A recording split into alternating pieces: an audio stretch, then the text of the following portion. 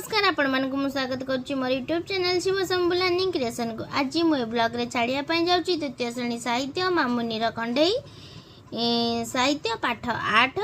प्रथम विषयटी पढ़ी दौची देखती। मामुनीर मन भल नहीं साइकल हेउची कई कई कंडेई गोटे नहीं तार लुह गड़े जाए सरसर माटीर कंडेई गढ़ी आई मामुनी पाखरे देले थई मामुनी टिकिए देला चाही कंडेई देहरे रंग नहीं सबु रंग मामू हाथे देखी मामुनी आखि गला लाखी रंग डबा धरी दौड़िला कंडेई गुड़िक रंग कला कुआ कोइली को कला कला बग बगुली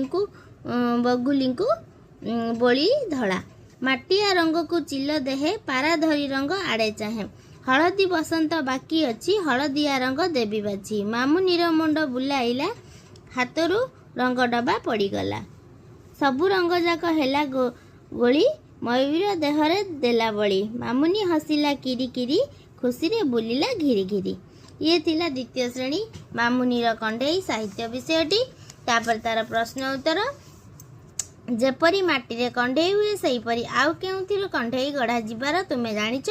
जेपरी तार उत्तर होची जेपरी कंडेई रे माटी हुए सेहीपरी प्लास्टिक और रबर रे मध्य कंडेई तयारी हुए। माटी रे तुमे केउ सबु कंडेई तयारी करि परिबो? माटी रे आमे हाथी घोड़ा कंडेई इत्यादि तयारी करि परिबा। कंडेई गड़िला पर जदि रंग न दबा तेबे से गुड़िक किपरि देखा जिवो? कंडेई गड़िला पर जदि रंग न दबा से गुड़िक अति खराब देखा जिवो।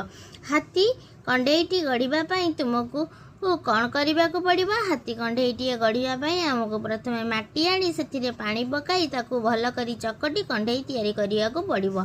ये थिला द्वितीय श्रेणी साहित्य मामुनीर कंडेई साहित्य पाठ 8 रो विषय आउ तार प्रश्न उत्तर। जदि आपण मानकु मोर चैनल टी भल लागुची ताले चैनल टी को लाइक सब्सक्राइब शेयर करिया को भूलिबे नहीं। रहउची नमस्कार।